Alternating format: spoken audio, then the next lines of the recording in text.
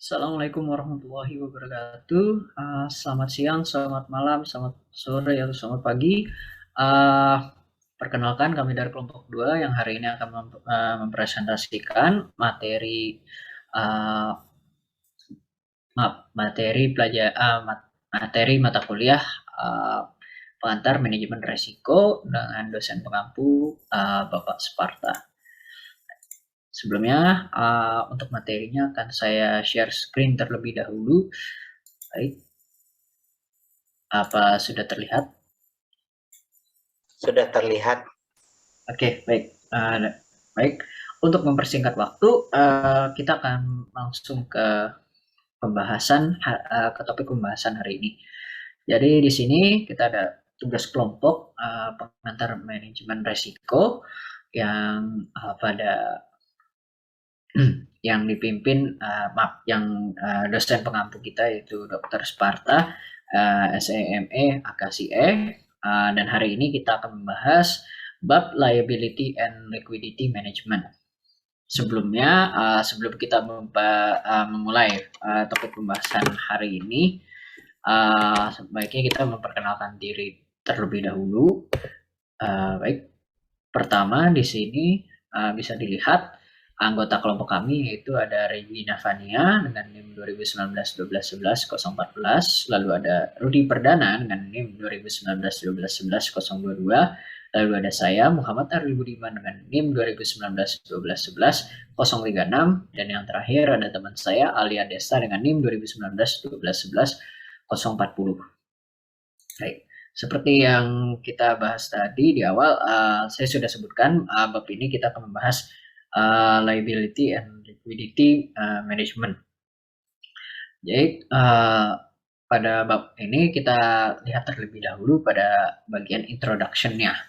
Jadi di sini lembaga penyimpanan dan juga perusahaan asuransi jiwa sangat rentan terhadap risiko likuiditas. Ini bisa kita lihat di bab 12. Jadi maaf, mungkin saya lupa perbaiki di sini. Jadi ada fitur penting dari risiko ini adalah bahwa aset lembaga keuangan relatif tidak liquid ketika klaim liquid tiba-tiba ditarik atau tidak diperbarui. Kasus klasik adalah bank run, di mana deposan meminta uang tunai saat mereka menarik klaim mereka dari bank, dan bank tidak memenuhi permintaan tersebut karena sifat asetnya yang relatif tidak liquid. Misalnya, jadi bank dapat memiliki portofolio besar pinjaman usaha kecil atau real estate yang tidak dapat dipasarkan. Dengan ini untuk mengurangi risiko krisis likuiditas, lembaga keuangan dapat melindungi neraca mereka dari risiko likuiditas dengan mengelola posisi aset liquid mereka secara efisien atau mengelola struktur kewajiban portofolio mereka. Pada kenyataannya, manajer lembaga keuangan mengoptimalkan struktur aset dan kewajiban liquid untuk melindungi lembaga keuangan dari risiko likuiditas. Dan di bab ini mereka membahas berbagai aset dan kewajiban liquid yang mungkin digunakan oleh lembaga keuangan dan risiko pengembalian di antara aset-aset ini. Selain memastikan bahwa lembaga keuangan dapat memenuhi penarikan kewajiban yang diharapkan dan tidak diharapkan, ada dua motif tambahan untuk memegang aset liquid. Yang pertama itu mengimplementasi kebijakan moneter dan alasan perpajakan, dan yang kedua itu adalah alasan perpajakan. Di bab ini diakhiri dengan melihat isu-isu spesifik yang terkait dengan kewajiban dan manajemen risiko likuiditas di lembaga penyimpanan seperti perusahaan asuransi dan lembaga keuangan lainnya. Baik, kita akan masuk ke dalam materi yang pertama, yaitu liquid asset management. Jadi di liquid asset management ini, atau artinya itu aset liquid, dapat diubah menjadi uang tunai dengan cepat dan dengan biaya transaksi rendah dengan sedikit atau tanpa kehilangan nilai pokok. Ini bisa dilihat di pembahasan pada bab 2 mengenai indeks likuiditas. Jadi secara khusus, aset likuid diperdagangkan di pasar aktif sehingga bahkan transaksi besar dalam aset tersebut tidak menggerakkan harga pasar atau sangat sedikit menggerakkannya. Contoh yang baik dari aset likuid adalah T-bills and T-notes and T-bond yang baru diterbitkan. Aset likuid utama tentu saja adalah uang tunai. Meskipun jelas bahwa risiko likuiditas lembaga keuangan dapat dikurangi dengan memegang sejumlah besar aset seperti uang tunai, T-bills, dan T-bonds. Lembaga keuangan yang biasanya menghadapi penalti pengembalian atau pendapatan bunga dari melakukan hal tersebut. Karena likuiditasnya yang tinggi dan risiko gagal bayar yang rendah, aset semacam itu seringkali menghasilkan pengembalian yang rendah yang mencerminkan sifat dasarnya yang bebas risiko. Sebaliknya, aset non-liquid seringkali harus menjanjikan pengembalian tambahan atau premi risiko likuiditas untuk mengkompensasi lembaga keuangan atas relatif kurangnya daya jual dan seringkali risiko gagal bayar yang lebih besar dari instrumen tersebut. Memegang aset likuid dalam jumlah yang relatif kecil membuat lembaga keuangan mengalami peningkatan risiko likuiditas dan dapat diakhiri risiko kerugian. Likuiditas yang berlebihan dapat mengakibatkan ketidakmampuan lembaga keuangan untuk memenuhi pembayaran yang diperlukan atas klaim kewajiban dan yang paling ekstrim dalam kebangkrutan bahkan dapat menimbulkan efek menular yang berdampak negatif pada lembaga keuangan lain. Akibatnya, regulator sering memberlakukan persyaratan cadangan aset likuid minimum pada lembaga keuangan. Secara umum, persyaratan ini berada dalam sifat yang cakupan untuk berbagai lembaga keuangan dan bahkan menurut negara. Persyaratan tergantung pada exposure risiko likuiditas yang dirasakan untuk jenis lembaga keuangan dan tujuan peraturan lainnya yang terkait dengan persyaratan aset likuid minimum. Selanjutnya, regulator sering menetapkan persyaratan aset likuid minimum untuk setidaknya dua alasan. Dua alasan lain selain memastikan bahwa lembaga keuangan dapat memenuhi penarikan kewajiban yang diharapkan dan tidak diharapkan. Lalu dua alasan lainnya adalah mengimplementasi kebijakan moneter dan perpajakan. Di sini mereka juga membahas dua alasan ini. Selanjutnya bisa dilihat pada monetary policy implementation and reason. Jadi ini yang bagian pertama. Bisa dilihat banyak negara yang menetapkan persyaratan cadangan aset likuid minimum untuk memperkuat kebijakan moneter mereka.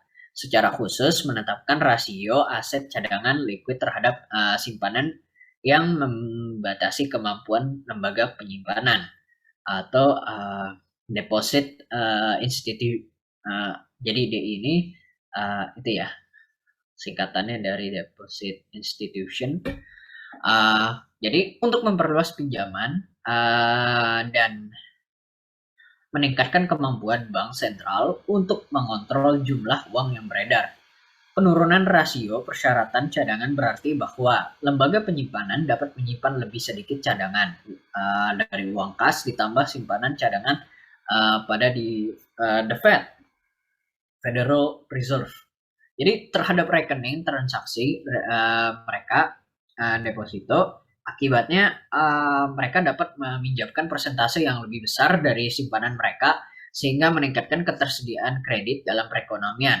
Ketika pinjaman baru dikeluarkan dan digunakan untuk membiayai pengeluaran, konsumsi dan investasi, sebagian dari dana tersebut akan dikembalikan ke lembaga penyimpanan sebagai simpanan baru oleh mereka yang menerimanya sebagian imbalan untuk memasok barang konsumsi dan investasi kepada minjam DI. Pada gilirannya, setelah dikurangi giro wajib minimum yang sesuai simpanan baru ini dapat digunakan oleh DI untuk membuat pinjaman tambahan dan seterusnya. Proses ini berlanjut sebagai simpanan DI yang telah tumbuh cukup besar sehingga DI rela mempertahankan cadangan cadangannya saat ini pada rasio cadangan baru lebih rendah. Dengan demikian, penurunan giro wajib minimum menghasilkan efek pengganda pada penawaran simpanan DI dan dengan demikian jumlah uang beredar. Sebaliknya, peningkatan rasio giro wajib minimum berarti DI ini harus menyimpan lebih banyak cadangan terhadap rekening transaksi deposito di neraca mereka. Akibatnya mereka hanya dapat meminjamkan persentase yang lebih kecil dari simpanan mereka daripada sebelumnya, sehingga mengurangi ketersediaan kredit dan pinjaman dan akhirnya menyebabkan kontraksi berganda dalam simpanan dan penurunan jumlah uang beredar. Dalam konteks ini,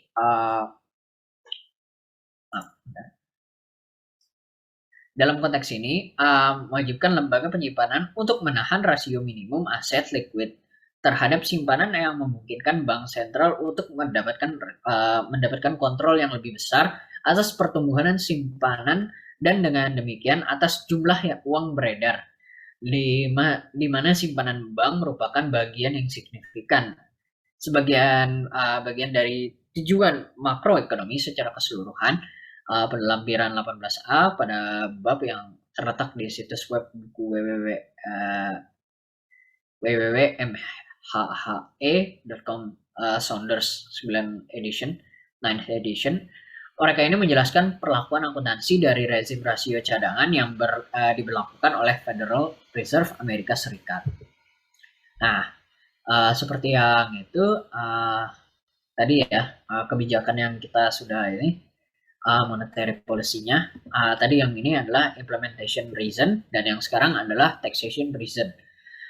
Jadi alasan lain untuk taxation reason itu adalah alasan perpajakan. Jadi di sini alasan lain untuk persyaratan minimum kepemilikan aset liquid DI adalah memaksa DI Deposito Institute untuk berinvestasi dalam klaim keuangan pemerintah daripada klaim keuangan sektor swasta. Artinya giro wajib minimum yang minimal merupakan cara tidak langsung bagi pemerintah untuk menaikkan pajak.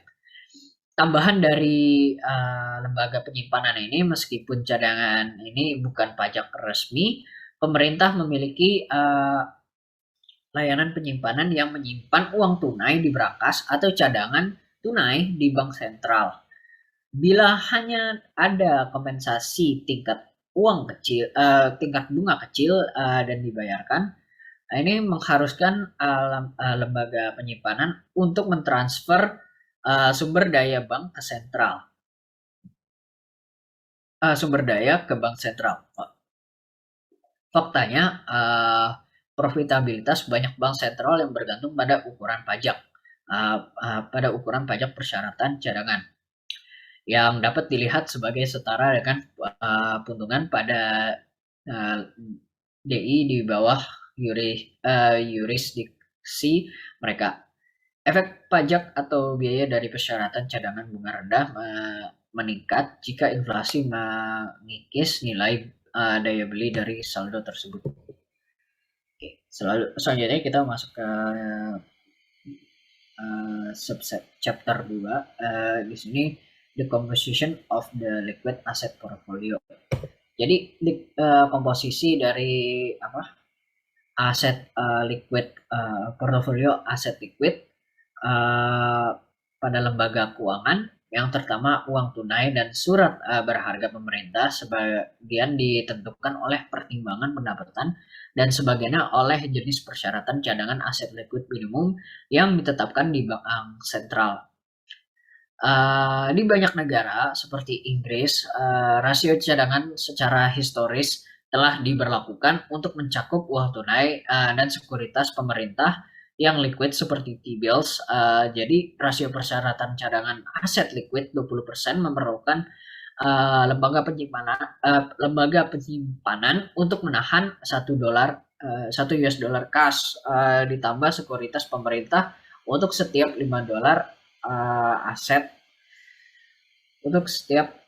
aset. Banyak negara bagian di Amerika Serikat memberlakukan rasio aset liquid pada perusahaan asuransi jiwa yang membutuhkan uang tunai minimum dan kepemilikan sekuritas pemerintah di neraca mereka. Sebaliknya, persyaratan minimum aset likuid pada lembaga penyimpanan di Amerika Serikat telah berbasis uang tunai dan telah mengecualikan sekuritas pemerintah.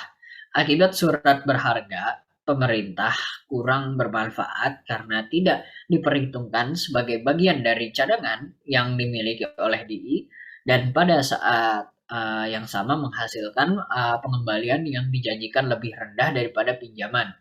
Namun demikian, banyak lembaga penyimpanan yang melihat kepemilikan surat berharga pemerintah sebagai melakukan fungsi cadangan sekunder atau penyangga yang berguna. Pada saat krisis likuiditas, ketika terjadi pengurasan cadangan kas yang signifikan, sekuritas ini dapat diubah menjadi uang tunai dengan cepat dan dengan sedikit kehilangan nilai pokok karena sifat mendalam dari pasar di mana aset ini diperdagangkan. Lalu kita masuk ke dalam return risk trade-off for liquid asset. Di sini dalam return risk trade-off for liquid asset, dalam mengoptimalkan kepemilikan aset liquidnya, lembaga keuangan harus memperdagangkan manfaat kedekatan tunai dengan pengembalian yang lebih rendah. Selain itu, pilihan pengelolaan lembaga keuangan adalah salah satu optimasi terkendala dalam arti bahwa persyaratan cadangan alat likuid yang diberlakukan oleh regulator menetapkan batas minimum pada tingkat di mana aset cadangan likuid dapat jatuh di neraca. Dengan demikian, lembaga keuangan yang menghadapi sedikit risiko penarikan likuiditas dan hanya memegang sejumlah kecil aset likuid karena alasan kehati-hatian menemukan bahwa lembaga keuangan terpaksa memegang lebih dari yang optimal secara pribadi sebagai akibat dari pembatasan cadangan minimum yang diberlakukan oleh regulator. Lalu di sini the liquid asset reserve management, the problem for US depository institution. Jadi aset liquid pada manajemen reserve yang bermasalah dan masalah untuk iya benar, depository institution atau lembaga penyimpanan Amerika Serikat. Jadi bagian ini pembahasan trade-off risiko pengembalian dalam menjalankan posisi aset liquid dan kendala yang dikenakan pada posisi ini. Kami menyajikan contoh terperinci dari manajemen likuiditas depository institution Amerika Serikat di bawah persyaratan cadangan minimum saat ini yang diberlakukan oleh Federal Reserve. Namun banyak dari masalah dan trade-off yang mudah digeneralisasikan untuk setiap lembaga keuangan yang menghadapi risiko penarikan kewajiban dalam kondisi di mana regulator memberlakukan rasio persyaratan cadangan aset liquid minimum.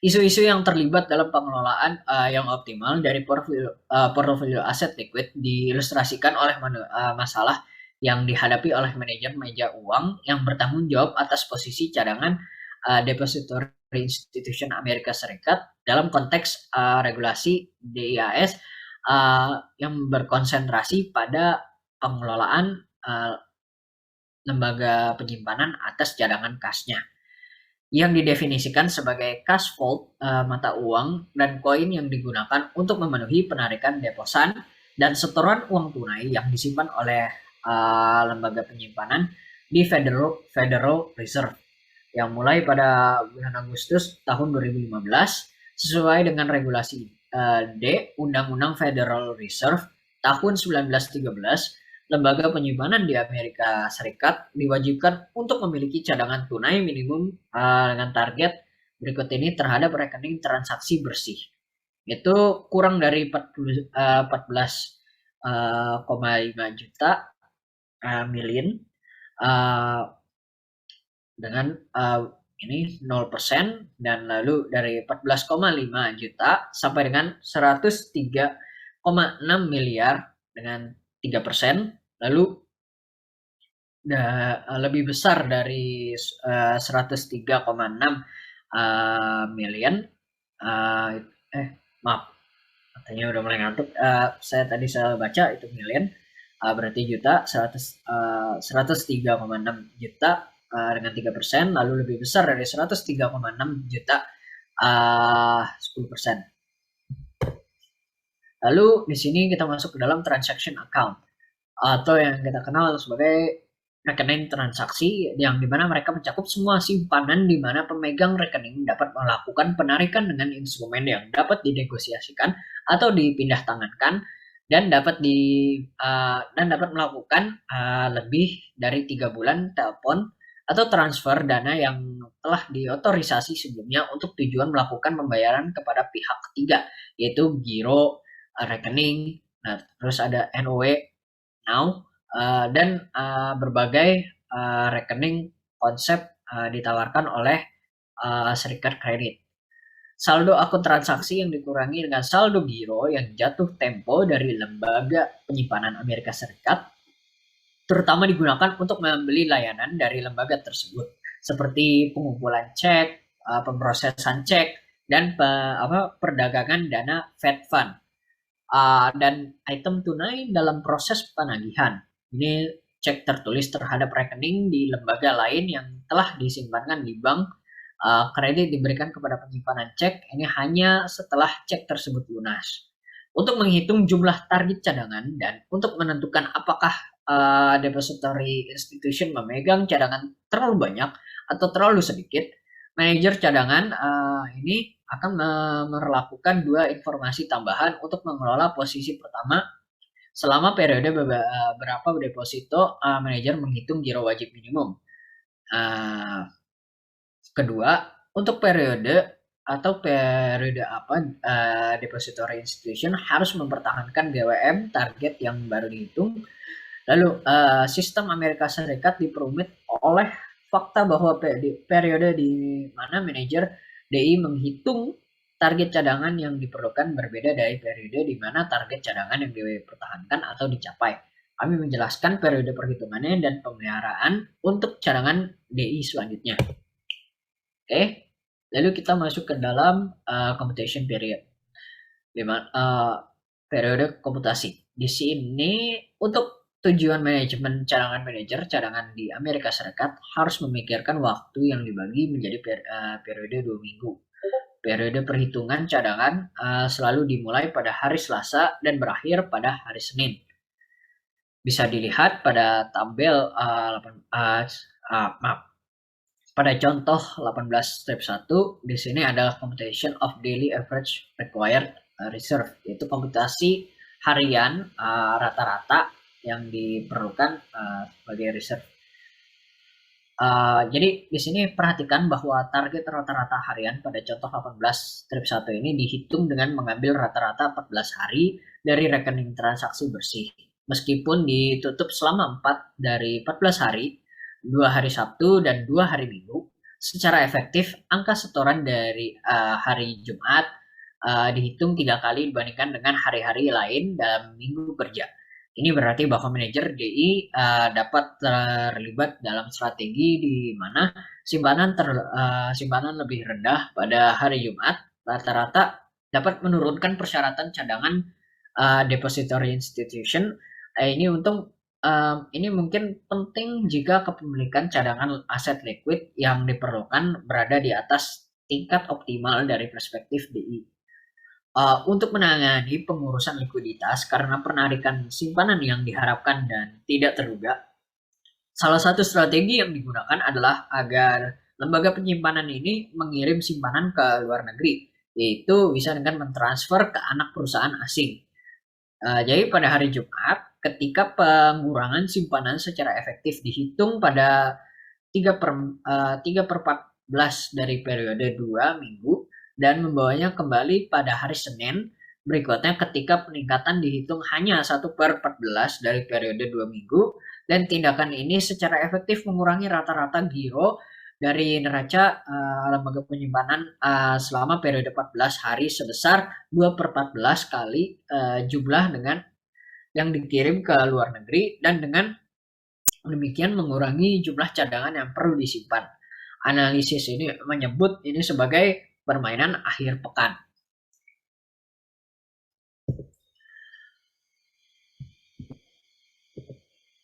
Oke. Nah, selanjutnya di sini ada tabel 18.1 ini net transaction account and full cash balance ABC Bank in million dollars. Bisa dilihat di tabel tersebut, itu ada transaction account-nya, lalu sampai dengan less demands, balance due from US depository institution, less cash items in process of collection, net transaction account, lalu full cash.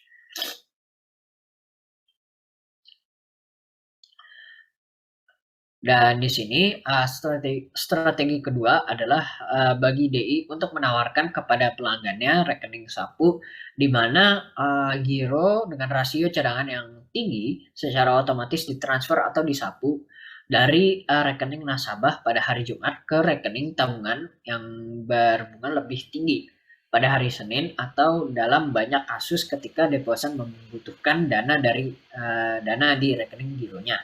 Dana ini disapu kembali. Hasil efektifnya adalah saldo rata-rata yang lebih rendah dalam rekening giro DI dan dengan demikian menurunkan kepemilikan cadangan wajib di Federal Reserve. Perhatikan bahwa angka 127 383 ini 383 juta adalah target cadangan minimum. Jadi manajer lembaga penyimpanan dapat menyimpan kelebihan cadangan kas di atas tingkat minimum ini jika tingkat optimal pribadi atau tingkat kehati-hatian untuk DI melebihi tingkat minimum yang ditentukan oleh peraturan, karena lembaga penyimpanan ini sangat rentan terhadap risiko penarikan simpanan. Selain itu juga manajer lembaga penyimpanan dapat menyimpan cadangan penyangga dalam bentuk surat berharga pemerintah yang dapat diubah menjadi uang tunai dengan cepat jika penarikan deposito terlalu tinggi atau untuk mendahului tahap awal bank run. Selanjutnya ini untuk maintenance period akan dijelaskan oleh teman saya, Alia, dipersilahkan.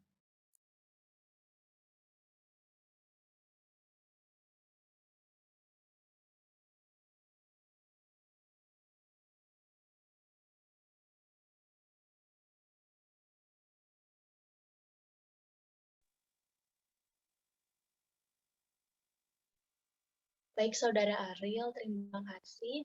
Untuk selanjutnya yaitu maintenance period, yang mana kami telah menghitung rata-rata kebutuhan cadangan kas minimum harian untuk ABC Bank, tetapi belum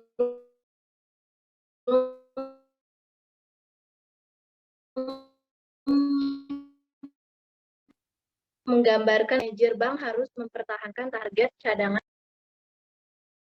yaitu sekitar 127,383 juta dolar. Cadangan dapat disimpan dengan baik sebagai uang tunai atau sebagai simpanan yang dipegang oleh DI di Federal Reserve. Di bawah peraturan saat ini, rata-rata uang kas harian yang disimpan selama periode perhitungan cadangan, yaitu pada tanggal 30 Juni hingga 13 Juli dalam contoh kami dikurangkan dari cadangan yang diperlukan lembaga bank menemukan saldo cadangan yang harus dipertahankan di Federal Reserve. Selain itu, ada jeda 30 hari antara awal periode perhitungan cadangan dan awal periode pemeliharaan cadangan, di mana simpanan di Bank Federal Reserve-nya ini harus memenuhi atau melampaui target cadangan yang disyaratkan.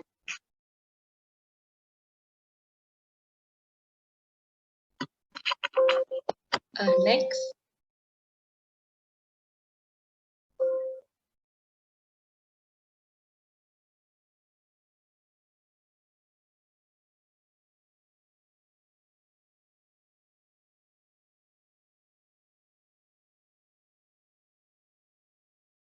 Selanjutnya yaitu masih di maintenance period.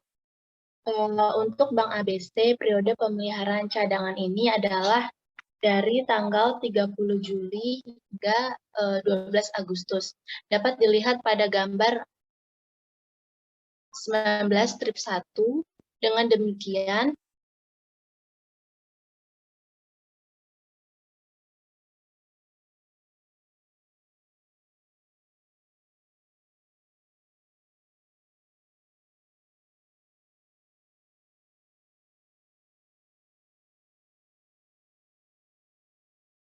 Dengan demikian, manajer cadangan bank mengetahui nilai cadangan target dengan kepastian yang sempurna selama periode pemeliharaan cadangan.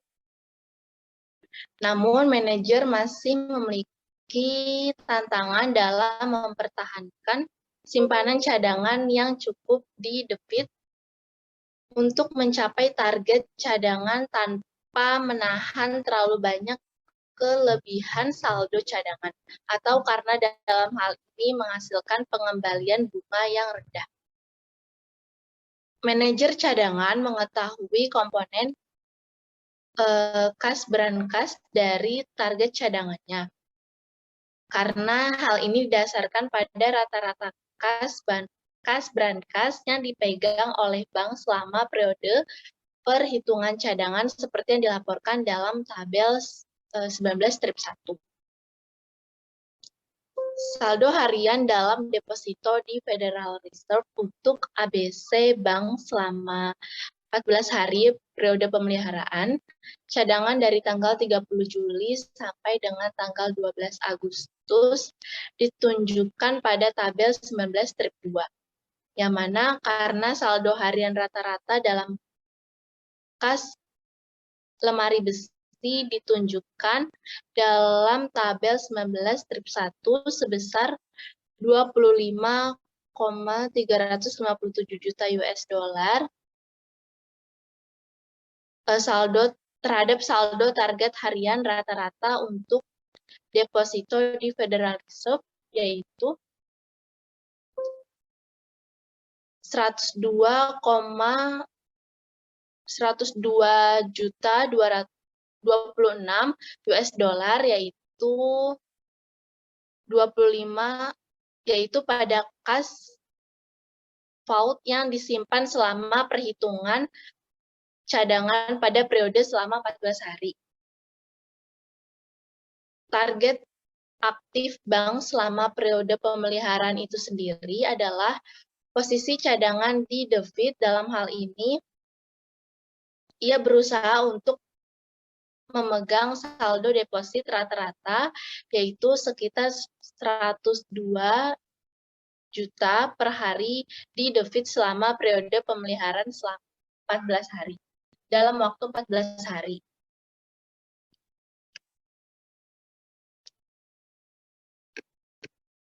Bagaimana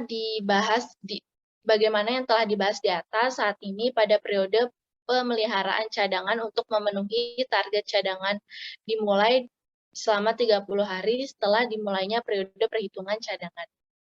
Mengingat bahwa periode komputasi adalah 2 minggu, maka periode pemeliharaan cadangan tidak dimulai sampai 17 hari setelah akhir periode komputasi. Regulator memperkenalkan sistem akuntansi cadangan tertinggal atau Leveraged Reserve Accounting System atau LRA. Hal ini untuk memudahkan manajer cadangan bank dalam menghitung saldo cadangan wajib mereka serta untuk meningkatkan keakuratan informasi tentang saldo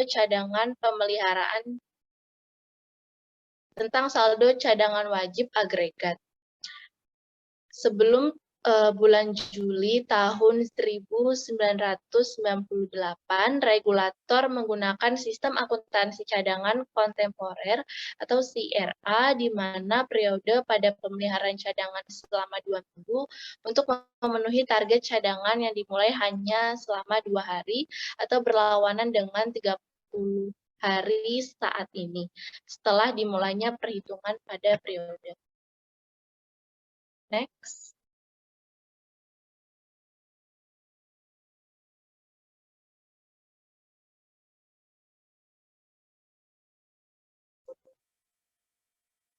Selanjutnya masih dalam maintenance period, sistem cadangan kontemporer ini hanya menghasilkan jendela 2 hari di mana cadangan yang dibutuhkan diketahui dengan pasti. Dalam contoh di atas atau yang telah disebutkan tadi, bahwa periode pemeliharaan cadangan adalah dari hari Kamis tanggal 2 Juli sampai dengan hari Rabu tanggal 15 Juli. Untuk periode perhitungan cadangan yang dimulai pada pada hari Selasa tanggal 30 Juni dan berakhir pada hari Senin tanggal 13 Juli. Berdasarkan LRA, DI memegang cadangan terhadap jumlah simpanan yang telah berada di DI selama 30 hari. Sebelumnya, DI ini juga mengetahui cadangan yang dibutuhkan setiap hari selama periode pemeliharaan cadangan karena persyaratan cadangan dinyatakan dalam bentuk saldo rata-rata harian. DI juga dapat menyesuaikan cadangannya selama periode pemeliharaan agar sama persis dengan persyaratan cadangan rata-ratanya. Di bawah CRA, periode pemeliharaan cadangan selama 2 minggu untuk memenuhi target cadangan dimulai hanya selama 2 hari setelah dimulainya periode perhitungan. Dengan demikian, CRA hanya menghasilkan jendela 2 hari di mana cadangan yang dibutuhkan diketahui dengan pasti. Ceteris paribus diharapkan cadangan lebih tinggi di bawah CRA daripada di bawah LRA. Karena di bawah LRA, DI ini mengetahui kebutuhan cadangannya secara tepat setiap hari selama periode pemeliharaan cadangan.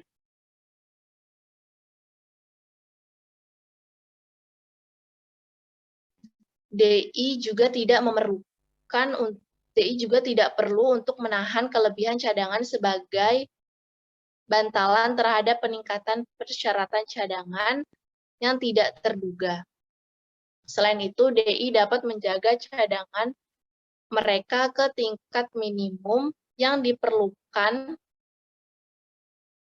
di bawah CRA. DI juga tidak dapat mengetahui kebutuhan cadangannya sampai 2 hari terakhir dan serta tidak stabil. DI selalu berusaha untuk menghindari kekurangan cadangan yang besar di akhir itu, cenderung menahan kelebihan cadangan di awal periode pemeliharaan yang dapat dikurangi oleh 2 hari terakhir dari minggu penyelesaian. Selain itu, karena pasar dana Feed Fund terdiri dari pedagang aktif yang berurusan setiap hari satu sama lainnya, ketidakseimbangan cadangan yang besar akan menyebabkan transaksi dana feed yang tidak normal serta akan dengan cepat dideteksi dan dieksploitasi dengan merugikan DI lain.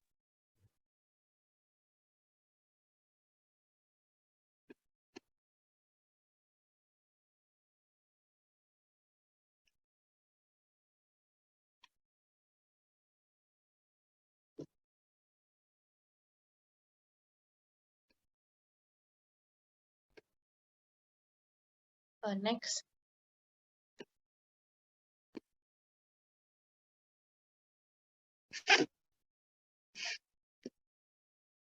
Selanjutnya yaitu undershooting or overshooting of the reserve target.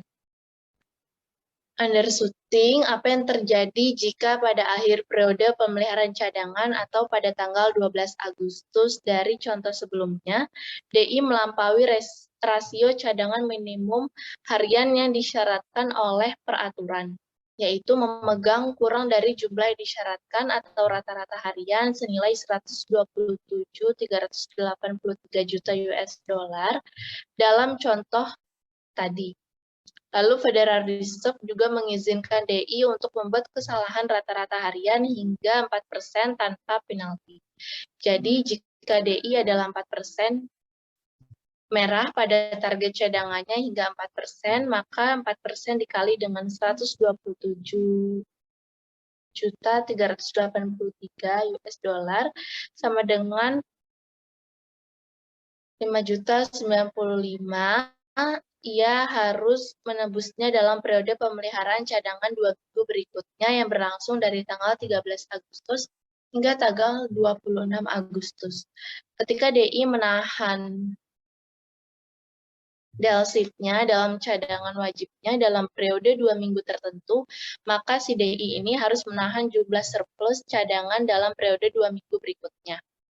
Jika kekurangan cadangan melebihi 4%, maka DI akan bertanggung jawab atas biaya penalti eksplisit dan implisit dari Federal Reserve. Biaya eksplisit termasuk pengenaan biaya suku bunga penalti yang sama dengan tingkat diskonto bank sesuai bank sentral ditambah markup 2%, maka tuntutan implisit dapat mencakup pemantauan, pemeriksaan, dan pengawasan yang lebih sering jika regulator DI melihat undershooting dari persyaratan cadangan sebagai cerminan dari praktik yang tidak aman dan juga tidak sehat oleh manajer DI. Pandangan seperti itu kemungkinan akan diambil hanya jika DI secara konsisten melampaui target cadangannya. Next.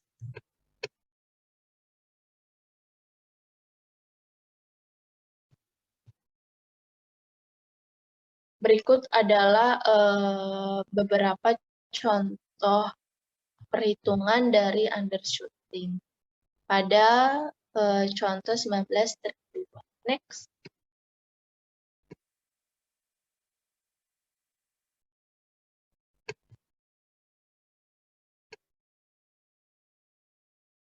Masih dalam pembahasan undershooting, dalam undershooting target, manajer DI harus implisit terhadap potensi manfaat. Secara khusus, mungkin akan bermanfaat untuk melakukan undershoot jika posisi cadangan DI yang optimal secara pribadi atau kehati-hatian kurang dari minimum yang ditetapkan oleh peraturan, ataupun ada biaya peluang yang sangat tinggi untuk memenuhi target giro wajib minimumnya atau GWM. Mungkin ada biaya peluang yang tinggi untuk memenuhi target cadangan jika suku bunga dan juga permintaan pinjaman tinggi, sehingga biaya pinjaman yang hilang untuk keuntungan masa depan mungkin akan signifikan. Sebuah DI yang melampaui target cadangan akan memiliki dua cara utama untuk membangun cadangan untuk memenuhi target saat periode pemeliharaan cadangan yang berakhir.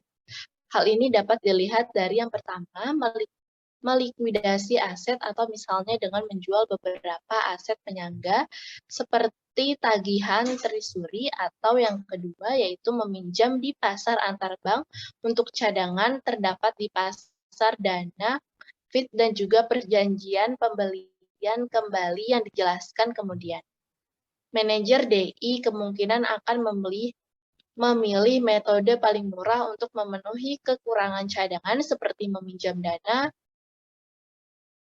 Maka jika tingkat ini kurang dari biaya penjualan aset likuid, manajer mungkin enggan untuk mendanai seluruh kekurangan cadangan dengan cara ini. Namun, jika biaya untuk menyesuaikan kekurangan tersebut tinggi dan jumlah cadangan yang optimal secara pribadi kurang dari jumlah minimum yang disyaratkan oleh peraturan. Pertimbangan biaya tersebut akan menyebabkan beberapa manajer DI untuk menggunakan jendela diskon Federal Reserve untuk meminjam dana yang diperlukan dalam memenuhi kekurangan cadangan sementara karena adanya biaya pinjaman dari jendela diskon, yaitu tingkat diskonto. Tingkat yang diatur oleh Federal Reserve. Tingkat diskonto jendela secara historis akan ditetapkan di bawah dana FIT dan tingkat keamanan pemerintah serta menawarkan biaya pinjaman yang sangat menarik untuk DI dengan cadangan kekurangan sebagai periode pemeliharaan cadangan yang berakhir. Namun, pinjaman jendela diskon ini akan dimaksudkan untuk digunakan oleh DI berdasarkan kebutuhan serta bukan berdasarkan keuntungan, yaitu oleh DI yang akan menghadapi krisis likuiditas likuiditas mendadak karena adanya penarikan simpanan yang disebabkan oleh musim dalam arus simpanan atau pemberi pinjaman serupa lain. Kebutuhan terakhir pada Januari 2003, The Fed menerapkan perubahan pada diskon window lending yang merupakan biaya pinjaman tetapi next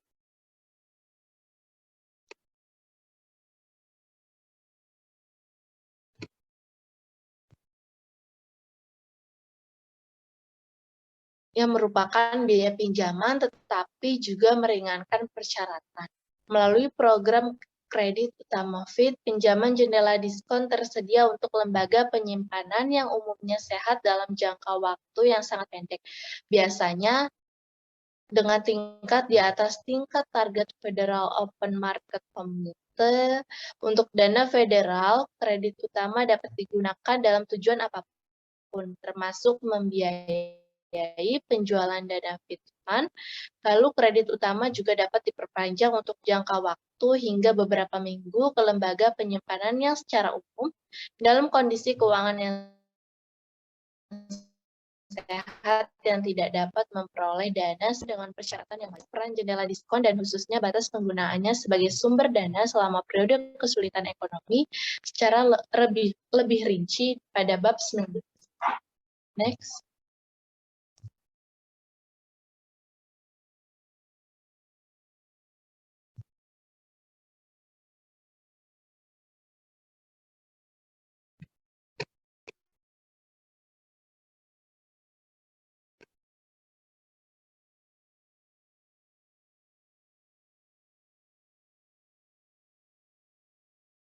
Yang selanjutnya yaitu overshooting.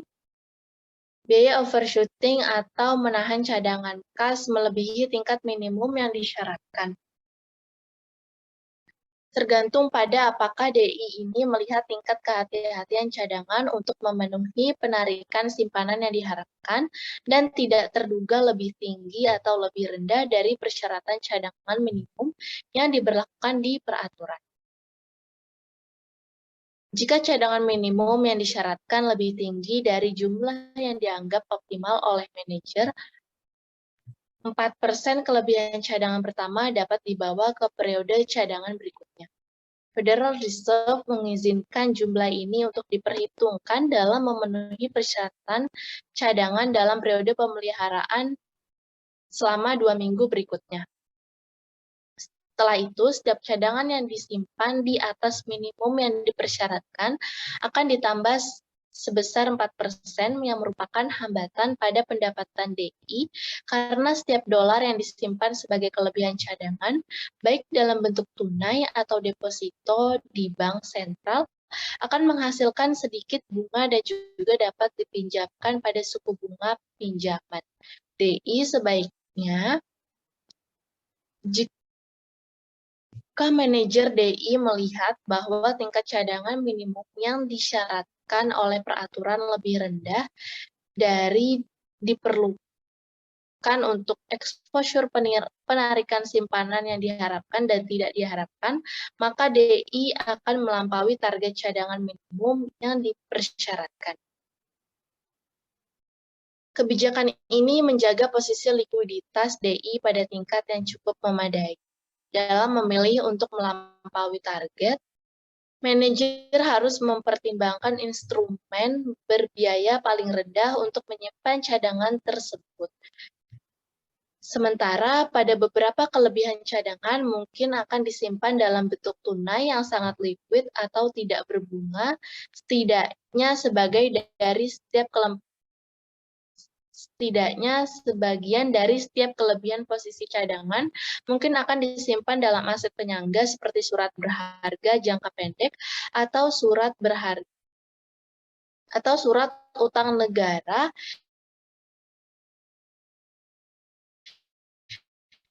yang menghasilkan bunga, tetapi porsi anai dan juga tagihan terisuri yang dipegang sebagian besar akan bergantung pada spread hasil. Sebagai contoh, misalnya, pada tingkat pinjaman yaitu 9%, maka tingkat T-bills-nya adalah 4%, dan juga bunga yang diperoleh dari kepemilikan kas akan berlebih, yaitu 0%.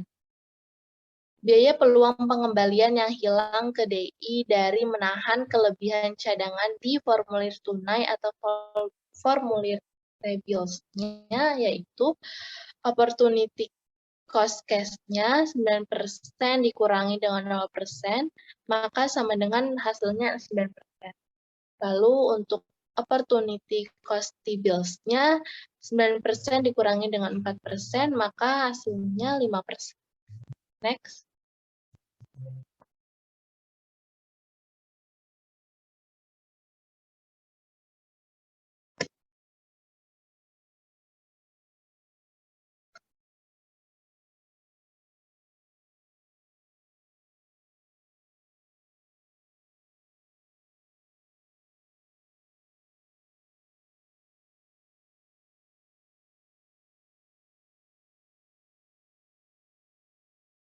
Masih pada bagian overshooting, dengan demikian T-bills memiliki biaya peluang yang jauh lebih rendah daripada uang tunai dan juga manajer harus menimbang penghematan biaya peluang bersih sebesar 4% dan juga menyimpan kelebihan cadangan dalam bentuk T-bills.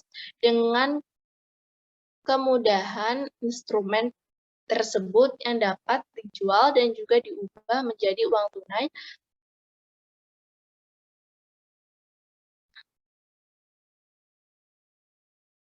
untuk memenuhi penarikannya, maka kewajiban atau krisis likuiditas pada tabel 18-3 menunjukkan kelebihan cadangan kas DI Amerika Serikat antara tahun 1990 dan juga Juli tahun 2015 karena biaya peluangnya pada kelebihan cadangan umumnya disimpan pada tingkat yang sangat rendah. Lalu jumlah tersebut sebesar 434% dan total cadangan pada Agustus 2008. Berikut adalah tabel 18.3 yang telah disampaikan tadi. Selanjutnya untuk pada bulan November tahun 2008 dan bulan Agustus tahun 2009 masing-masing yaitu senilai 91,65 dan 91,71% serta dari total cadangannya. Federal Reserve akan menetapkan suku bunga dana Fed Fund pada tingkat yang diyakini akan mendorong kondisi keuangan serta moneter yang konsisten dengan pencapaian tujuan kebijakan moneternya, dan juga menyesuaikan target selain dengan perkembangan ekonomi yang berkembang pada bulan September tahun 2008. Federal Reserve menerapkan beberapa langkah untuk menyediakan likuiditas ke pasar keuangan. Fasilitas likuiditas yang diperkenalkan oleh Federal Reserve dalam menanggapi krisis keuangan akan menciptakan cadangan dalam jumlah besar di lembaga keuangan. Next.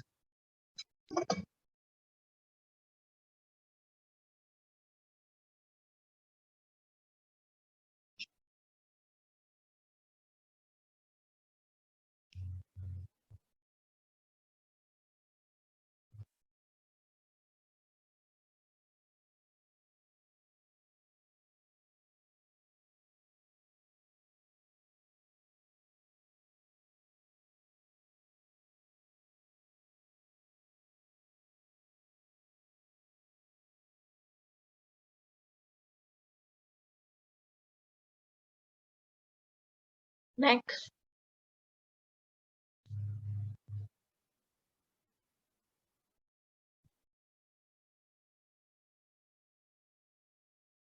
Selanjutnya masih dalam bagian overshooting. Pada beberapa pengamat menyatakan bahwa peningkatan besar dalam kelebihan cadangan menyiratkan bahwa banyak kebijakan anggapi efektif. alih-alih mempromosikan aliran kredit ke perusahaan dan juga rumah tangga, dikarenakan bahwa peningkatan kelebihan cadangan menunjukkan bahwa uang yang dipinjamkan ke bank dan juga lembaga keuangan lainnya oleh Federal Reserve pada akhir tahun 2008 dan juga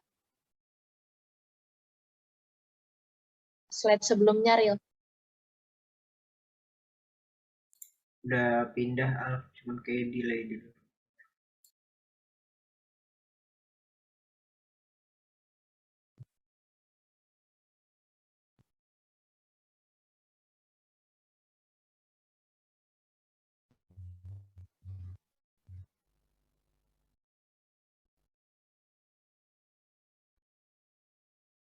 Selanjutnya yaitu managing liquid asset other than cash.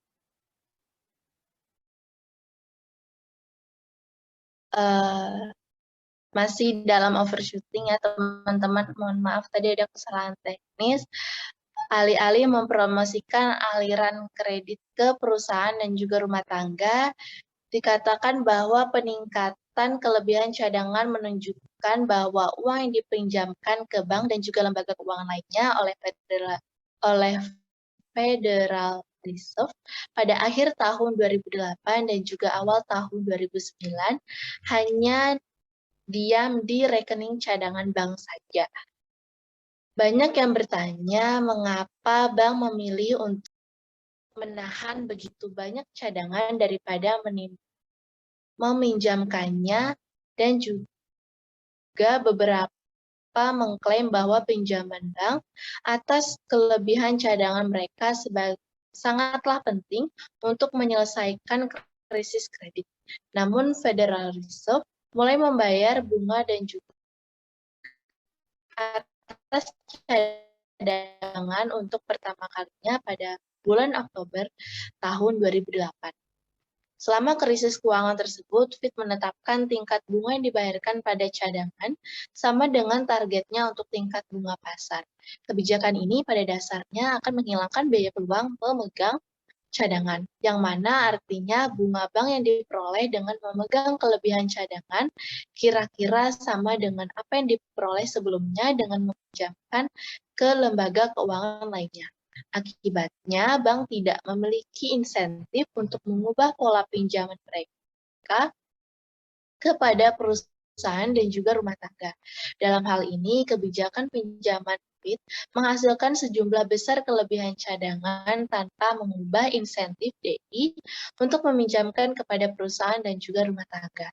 Dengan demikian, tingkat total cadangan dalam sistem perbankan hampir seluruhnya ditentukan oleh tindakan bank sentral dan juga tidak selalu dipengaruhi oleh keputusan pinjaman bank swasta. Perhatikan bahwa tingkat kelebihan cadangan tetap tinggi bahkan hingga bulan Juli tahun 2015, yaitu sekitar 94,24% dari total cadangan penulisan dari total cadangannya. Pemulihan ekonomi yang lambat dari krisis keuangan tahun 2008 sampai dengan tahun 2009 berarti bahwa Fed mempertahankan suku bunga rendah hingga tahun 2009. Dengan demikian, kelebihan cadangan terus menawarkan tingkat yang kira-kira sama dengan apa yang bisa diperoleh dengan meminjamkan kepada pelanggannya atau customer. Next.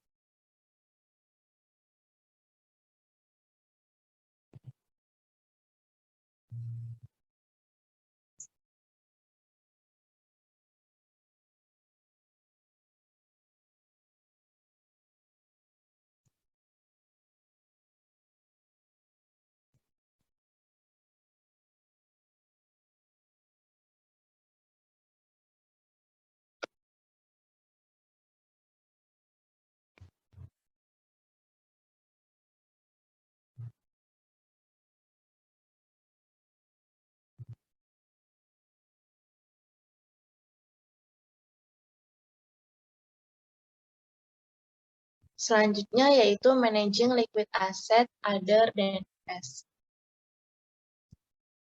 Pada bab 12 ini, membahas beberapa model yang digunakan lembaga keuangan untuk mengukur resiko likuiditas, termasuk model yang digunakan dalam menentukan kebutuhan nilai likuid LK selama periode waktu yang mendatang. Persyaratan cadangan akan menetapkan tingkat minimum uang tunai, yaitu yang harus dimiliki oleh lembaga keuangan dalam memenuhi kebutuhan likuiditas karena adanya penarikan deposito. Namun, karena uang tunai adalah aset non-produktif, maka LK akan menahan uang tunai sedikit mungkin dalam memenuhi kebutuhan aset likuidnya. Aset likuid yang tersisa pada umumnya akan disimpan dalam portofolio keamanan LK atau misalnya pada memegang tagihan treasury. Pengelolaan portofolio efek merupakan bagian integral dari pengelolaan likuiditas bagi lembaga keuangan manajer LK yang harus menentukan kombinasi optimal dari aset likuid dengan hasil lebih rendah versus aset yang kurang likuid dengan hasil yang lebih tinggi. Surat berharga jangka pendek yang tidak dijaminkan untuk simpanan publik seperti surat berharga negara akan diadakan untuk kebutuhan likuiditas segera.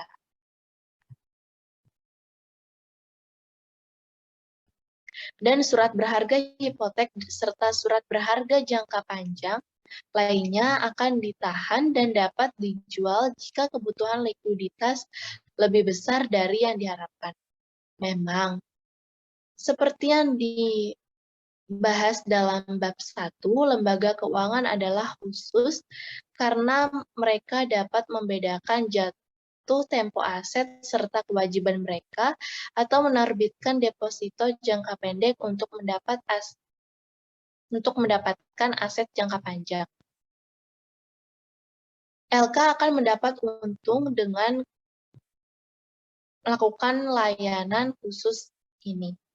Namun, selama krisis likuiditas seperti yang terjadi selama krisis keuangan tahun 2008 dan juga tahun 2009, kemampuan untuk melikuidasi aset terkait dengan risiko operasional, yaitu pada peristiwa likuiditas eksternal yang tidak terduga dan juga tidak dapat dikendalikan oleh LK, maka dapat mempengaruhi kemampuan LK untuk beroperasi.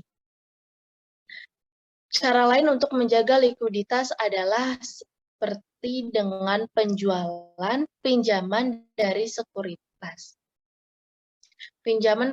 Penjualan pinjaman dan sekuritas. Secara singkat, lembaga keuangan juga dapat menjual pinjaman atau mengamankan serta memberikan aliran likuiditas yang dapat digunakan untuk mendapat permintaan pinjaman baru atau penarikan deposito.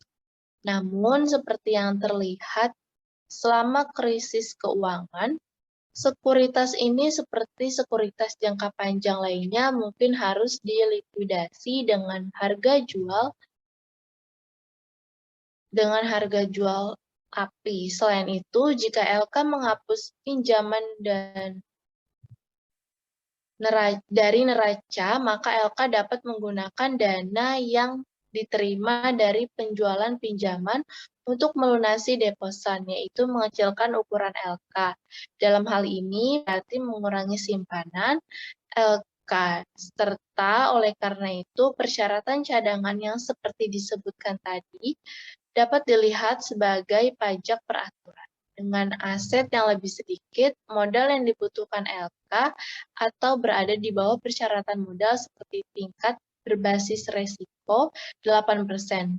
Dapat dilihat pada bab 20 serta juga dapat dikurangi. Next.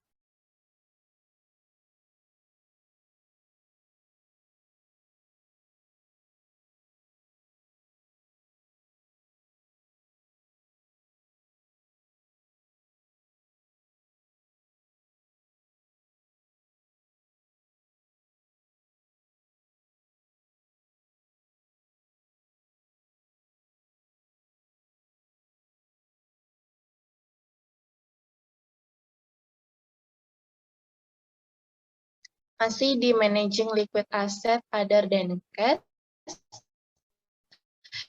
masuk kepada liquidity management as a edge management problem. Manajemen posisi likuiditas DI adalah sesuatu dari situasi pisau tajam karena memegang terlalu banyak aset liquid yang menghukum pendapatan DI,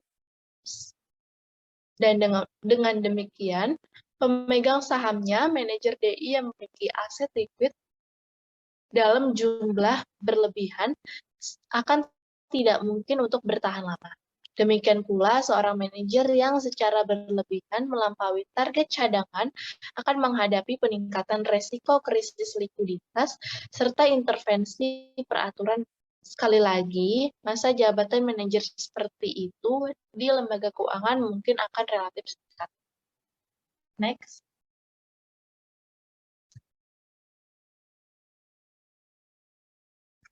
Masuk ke bagian keempat, yaitu liability management. Next.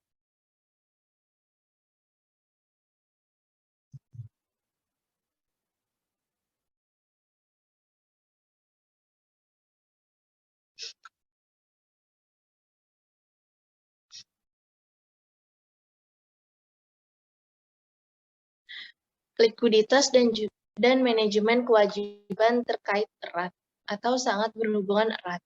Salah satu aspek pengendalian resiko likuiditas adalah dengan menjaga tingkat kehati-hatian alat likuid. Aspek lainnya adalah pengelolaan struktur kewajiban DI untuk mengurangi kebutuhan alat likuid dalam jumlah besar untuk memenuhi penarikan kewajiban.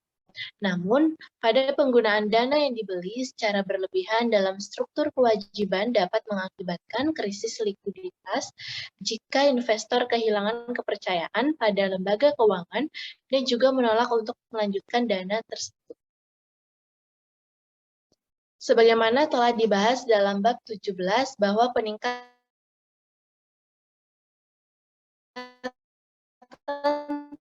teknologi dan permintaan mobilitas dalam grosir dan juga eceran telah menurunkan biaya penyimpanan simpanan dan mengubah cara lembaga keuangan dalam mengelola risiko likuiditas. Layanan ini berorientasi pada teknologi seperti perbankan rumah yang menghubungkan pelanggan ke rekening deposito dan juga peluang mereka melalui komputer pribadi dan juga perangkat seluler. Teknologi ini juga menyediakan layanan lain seperti perdagangan sekuritas elektronik dan juga pembayaran tagihan. Demikian juga pendebitan cek gaji yang telah diotorisasi sebelumnya dapat membuat uang tunai masuk ke rekening simpanan lembaga keuangan lebih cepat dan juga lebih dapat diprediksi alurnya. Terakhir, clearing check untuk undang-undang abad kedua memungkinkan LK atau lembaga keuangan untuk memberikan salinan cek yang dikirimkan secara elektronik kepada nasabah simpanan daripada mengembalikan cek asli dalam bentuk kertas. Dengan demikian, waktu pemrosesan pemeriksaan dan juga biaya penanganan dapat dikurangi secara signifikan pada lembaga keuangan. Jenis layanan ini telah mengubah cara pandang manajemen likuiditas oleh lembaga keuangan. Next.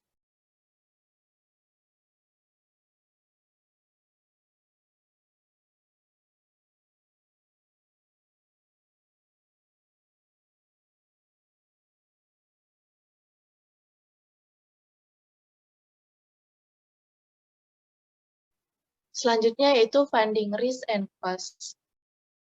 Sayangnya, dalam membangun portofolio kewajiban berbiaya rendah dan juga beresiko penarikan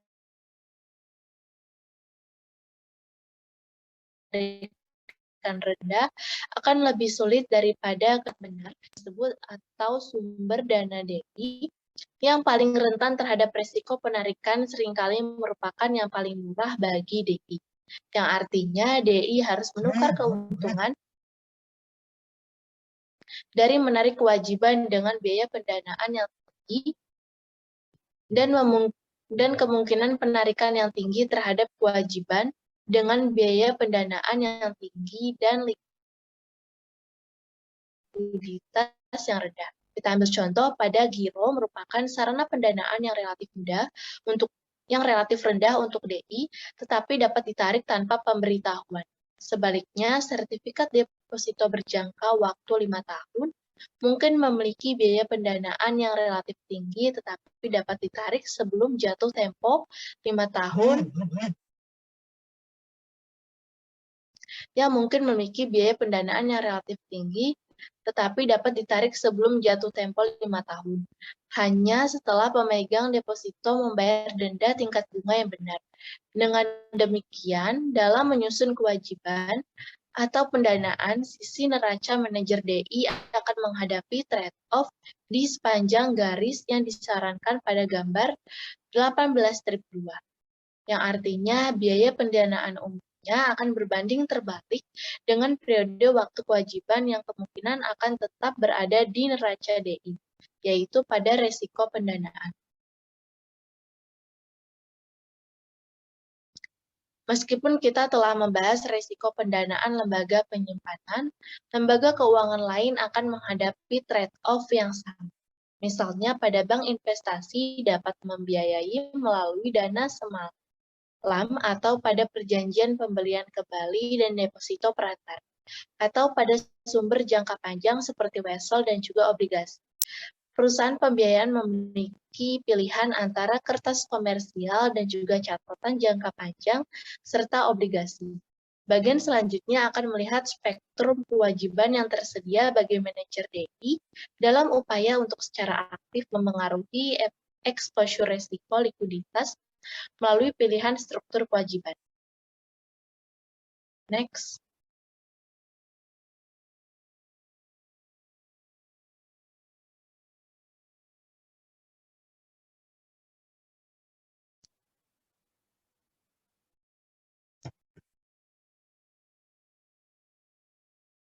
Untuk materi selanjutnya akan disampaikan oleh Saudara Rudi Perdana. Kepada Saudara Rudi Perdana dipersilakan. Baik, terima kasih Saudari Alia. Pada kesempatan hari ini saya akan membahas choice of liability, yaitu artinya pilihan dari struktur liabilitas, di mana di sini choice of structure liability, di mana dijelaskan bagian ini mempertimbangkan secara lebih rinci karakteristik resiko penarikan atau pendanaan dan biaya pendanaan dari kewajiban utama yang tersedia di berbagai DI manajemen, DI modern. Pada tabel 18.4 mencantumkan jumlah dan distribusi bulan Maret 2015 dari kategori kewajiban utama untuk dua bank, yaitu Bank of America, yang mana Bank of America ini adalah salah satu bank terbesar di Amerika Serikat, dan Bank of Carbondale atau bank regional kecil yang ini sama juga bank regional tapi dia ada di Amerika. Di sini demand deposit withdrawal risk itu dijelaskan bahwa giro yang diterbitkan oleh DI memiliki tingkat risiko penarikan yang tinggi. Penarikan dapat terjadi seketika dan bagian sebesar diharapkan oleh manajemen DI seperti penarikan tunai sebelum akhir pekan atau tidak terduga seperti yang terjadi di dalam situasi krisis ekonomi. Dijelaskan di sini disebut bank runs pada bab 12, dan Bank of America biasa menarik 12,4% dari simpanan dan pinjaman lainnya dari giro. Sementara Bank of Carbondale, bank komunitas kecil itu, dia nilainya 209 juta dolar dalam aset pada Maret 2015 yang berlokasi di Carbondale, Illinois, itu menarik 13,6% dari giro. Next. Nah, ini bisa kita lihat di sini tabelnya. Di tabel 18.4 itu ada Bank of America dan Bank of Carbondale. Bisa kita lihat itu ada jumlahnya dan presentasinya yang dimana lihat total untuk Bank of America sebesar 1,355,8 billion, dan untuk Bank Carbondale itu 183,5 miliar. Di mana bisa kita lihat di sini 12,4 dan 13,6. Di Amerika Serikat, giro tidak membayar bunga eksplisit sejak tahun 1930-an secara hukum. Namun mulai Juli 2011, larangan federal terhadap pembayaran bunga atas giro telah dicabut. Dengan demikian, DI sekarang diperbolehkan, tetapi tidak diwajibkan. untuk menawarkan giro berbunga. Sampai saat ini pun beberapa lembaga telah memilih untuk membayar bunga deposito ini. Sampai saat ini beberapa lembaga telah memilih untuk membayar bunga deposit ini. Ini tidak berarti bahwa mereka adalah sumber dana tanpa biaya untuk DI atau bahwa DI memiliki mekanisme yang tersedia untuk mengendalikan sebagian resiko penarikan yang terkait dengan kontrak ini. Meskipun tidak ada bunga eksplisit yang dibayarkan pada rekening giro, persaingan antara DI dan lembaga keuangan lainnya, sebagai contoh misalnya reksadana dan pasar uang, itu telah mengakibatkan pembayaran bunga yang eksplisit atau pembayaran bunga dalam bentuk barang pada rekening ini secara khusus dalam menyediakan giro yang merupakan rekening yang dapat diperiksa. DI menyediakan seluruh rangkaian layanan terkait mulai dari penyediaan buku cek hingga clearing cek hingga mengirimkan laporan. Karena layanan tersebut telah menyerap sumber daya tenaga kerja dan modal yang nyata, maka layanan tersebut mahal untuk disediakan oleh DI. DI sendiri dapat memperoleh kembali biaya ini dengan membebankan biaya seperti contohnya 10 sen per cek yang dibersihkan. Sejauh biaya ini tidak sepenuhnya menutupi biaya DI yang menyediakan layanan tersebut, deposan bisa menerima desubsidi atau pembayaran bunga implisit. Next. Nah, ini tabel 18.3 di mana sebagai rumusnya bisa kita lihat di situ dan persentasenya di mana di sini jelaskan pembayaran bunga implisit berarti bahwa manajer TE tidak sepenuhnya tidak berdaya untuk mengurangi penarikan deposito, terutama jika suku bunga pada instrumen pesaingnya naik. Secara khusus, daya dapat menurunkan biaya clearing check yang pada gilirannya meningkatkan pembayaran bunga implisit pada deposan. Pembayaran tersebut adalah pembayaran dalam bentuk barang atau subsidi yang tidak dibayarkan dalam dolar dan sen yang sebenarnya seperti halnya bunga yang diperoleh dari instrumen pesaing. Namun demikian, pembayaran bunga implisit bebas pajak pada deposan, tetapi pembayaran bunga eksplisitnya dikenakan oleh pajak. Terakhir, giro memiliki biaya tambahan dalam waktu persyaratan dan cadangan tanpa bunga yang harus dimiliki DI di Federal Reserve. Next. Di sini juga sekarang kita akan membahas interest bearing checking atau now account withdrawal risk, di mana di sini ada catatan bahwa now account itu atau negotiable order of withdrawal account itu seperti rekening giro tetapi tidak memiliki persyaratan saldo minimum. Dan ketika saldo minimum dipertahankan maka itu harus membayar bunga. Nah, di sini dijelaskan bahwa sejak tahun 1980 Bank Modern Amerika Serikat telah dapat menawarkan simpanan yang dapat diperiksa dan membayar bunga yang dapat ditarik sesuai permintaan mereka disebut akun penarikan yang dapat dinegosiasikan atau akun now. Perbedaan utama antara instrumen ini dan giro tradisional adalah bahwa instrumen ini mengharuskan deposit untuk menjaga saldo rekening minimum untuk mendapatkan bunga. Jika saldo minimum turun di bawah tingkat tertentu seperti $500, akun tersebut secara resmi dikonversi ke status yang setara dengan giro dan tidak menghasilkan bunga. Pembayaran bunga eksplisit dan adanya persyaratan saldo minimum pembuatan rekening now berpotensi kurang rentan terhadap risiko penarikan dana kepada giro. Namun demikian, akun now masih merupakan instrumen yang sangat liquid dan dari sudut pandang deposan. Nah, di sini Bank Amerika juga mencatat memiliki 22,1% dari simpanan dan pinjaman lainnya dalam bentuk rekening now. Bank of Canada juga memiliki 27,9% dari simpanan dalam bentuk rekening now atau negotiable order of withdrawal account. Next. Nah, ini sekarang kita akan membahas interest bearing checking now account. Tadi kita sudah menjelaskan penjelasan now, sekarang kita akan membahas bunga yang dikeluarkan dari akun now ini. Nah, di sini ada di tabel 18 sudah dijelaskan contoh rumusnya.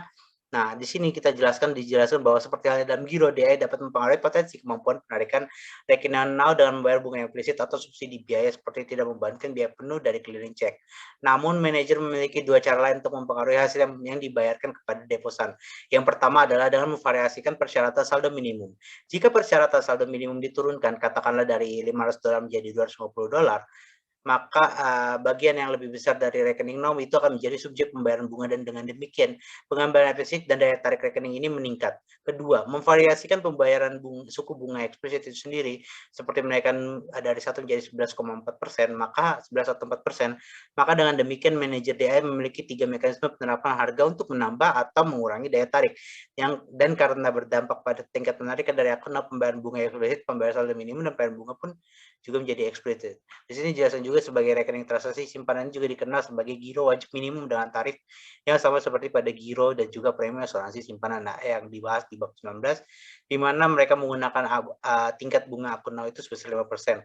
Rasio cadangan sebesar 10% dinyatakan MER dan premi asuransi deposito menggunakan 27 basis point yang dianggap sebagai premium.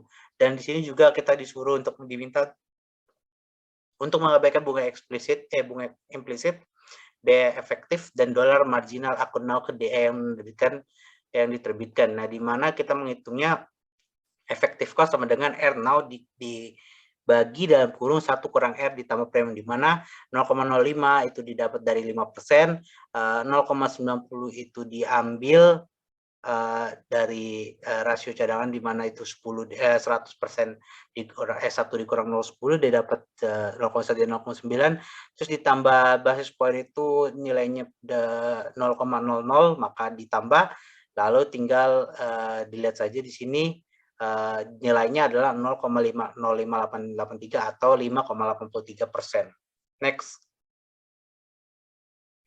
Nah, sekarang kita akan bahas passbook saving, di mana ada 2, di sini ada withdrawal risk, di mana withdrawal risk atau tabungan buku tabungan. Tabungan buku tabungan itu umumnya dikurang liquid daripada giro dan rekening now, karena 2 alasan. Yang pertama, mereka tidak dapat diperiksa dan biasanya melibatkan kehadiran fisik di institusi untuk penarikan. Dan yang kedua, DM memiliki kekuatan hukum untuk menunda permintaan pembayaran atau penarikan selama 1 bulan. Ini jarang dilakukan dan DE biasanya memenuhi permintaan penarikan dengan pembayaran tunai segera. Tetapi mereka memiliki hak hukum untuk menunda yang memberikan pengendalian risiko penarikan yang penting. Bagi manajer DI, untuk Bank of America, tabungan buku tabungan itu adalah sebesar 34% dari deposito dan pinjaman lainnya. Untuk Bank of Carbondale sebagai contohnya itu mereka memiliki 14,0% dari buku tabungan. Nah, di sisi lain juga ada cost, di mana karena akun-akun ini tidak dapat diperiksa dan pembayarannya suku bunganya secara implisit itu kemungkinan kecil, maka dengan demikian biaya pokok untuk DI itu adalah pembayaran bunga eksplisit atas akun-akun ini. Dalam beberapa tahun terakhir, dia biasanya membayar tarif eksplisit yang sedikit lebih tinggi untuk tabungan buku tabungan daripada rekening now. Next. Di sini kita akan membahas mengenai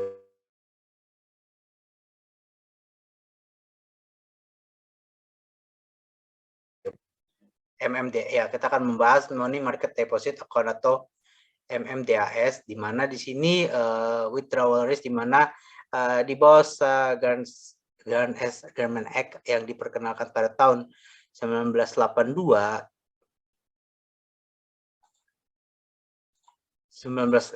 diperkenalkan tahun 1982, DE dapat menggunakan rekening deposito pasar uang MMDS sebagai instrumen kewajiban tambahan untuk mengendalikan resiko penarikan mereka secara keseluruhan, khususnya untuk resiko disintermediasi dana dari DI yang mengalir ke reksadana pasar uang atau MMF yang dibahas di bab 5. Jika DI ingin bersaing dengan reksadana pasar uang yang ditawarkan oleh klub seperti Vanguard dan Fidelity, MMDI yang mereka tawarkan harus liquid, tetapi tidak liquid seperti rekening giro dan now. Di Amerika Serikat, MMDI dapat diperiksa tetapi tunduk pada pembatasan jumlah cek yang ditulis pada setiap akun per bulannya, jumlah transfer otomatis yang telah diautorisasi sebelum per bulan, dan denominasi minimum dari setiap cek, denominasi minimum dari jumlah setiap ceknya. Misal, satu DI memungkinkan pelanggan dengan MMDI untuk melakukan maksimum 6 transfer per autorisasi yang tidak lebih dari 3 dapat berupa cek masing-masing minimal itu sebesar $500. Selain itu MMDA juga memberlakukan persyaratan saldo minimum pada deposan.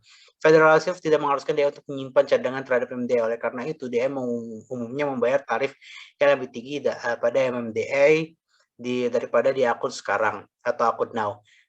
Bank of America memiliki 34,1% MMDA untuk deposito dan pinjaman lainnya, sementara Bank of Carbondale memiliki 22,1%. Next.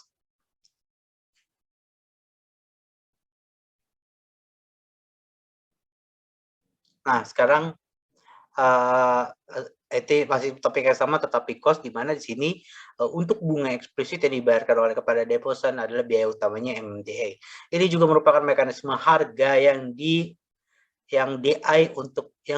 harga yang DI untuk gunakan untuk mengendalikan resiko penarikan. Karena MMDA ini bersaing langsung dengan MMF, maka manajer DI dapat mempengaruhi tingkat penarikan bersih mereka dengan memvariasikan tarif yang dibayar untuk rekening tersebut. Secara khusus, sementara tingkat yang dibayarkan MMF atas saham mereka secara langsung mencerminkan tingkat yang diperoleh dari aset pasar uang yang mendasari di mana manajer portofolio berinvestasi seperti surat berharga, akseptasi bankir, perjanjian pembelian kembali, dan T-bills. Tingkat yang manajer DI membayar MMDI yang tidak berdasarkan secara langsung pada portofolio aset pasar uang yang mendasarinya. Secara umum, manajer DI itu memiliki keleluasan yang cukup besar untuk mengubah tarif yang dibayarkan pada MMDI dengan demikian spread pada akun MMF dan MMDI ini dapat berdampak langsung pada tingkat penarikan dan risiko penarikan pada akun tersebut. Membiarkan tarif MMDI memiliki spread negatif yang besar dengan MMF meningkatkan tingkat penarikan bersih pada akun tersebut. Next. Sekarang kita akan membahas mengenai wholesale ke CDs atau wholesale withdrawal list. Withdrawal list di mana CD Grocer ini diinovasi pada bank awal tahun 1960-an. Sebagai mekanisme kontrak memungkinkan deposan melikuidasi posisi mereka di SIDA ini dengan menjual di pasar sekunder daripada menyelesaikan dengan DI. Akibatnya deposan yang menjual instrumen yang relatif tanpa menimbulkan eksposur resiko likuiditas yang merugikan bagi DI. LK Tour ini unik dari CD Grocer ini, bahkan ukuran denominasinya juga minimum yang besar sebesar $100.000 untuk atau lebih. Tetapi fakta bahwa CD tersebut adalah instrumen yang dapat dinegosiasikan, artinya mereka dapat dijual kembali seperti dengan penugasan judul di pasar sekunder kepada investor lain. Ini berarti misalnya jika contohnya ini IB membeli CD selama 3 bulan yang dinilai senilai $1 juta dari $1 juta dari Citibank, tetapi karena alasan likuiditas yang tak terduga membutuhkan dana setelah hanya 1 bulan berlalu, IBM dapat menjual CD ini kepada investor luar lain di pasar sekunder. Ini tidak membuatkan kewajiban apapun pada Citibank dan dalam hal permintaan penarikan dana lebih awal. Dengan demikian, deposan dapat menjual instrumen yang relatif liquid tanpa menimbulkan eksposur resiko penarikan yang merugikan bagi DI. Pada dasarnya, satu-satunya resiko penarikan yang dapat menjadi substansial adalah agar bahwa si degrosser ini tidak diperpanjang dan investasi kembali oleh pemegang klaim deposito pada saat jatuh tempo. Si degrosser ini adalah 7,7% dari deposito dan pinjaman lain di Bank of America dan 7% di Bank of Carbondale. Next.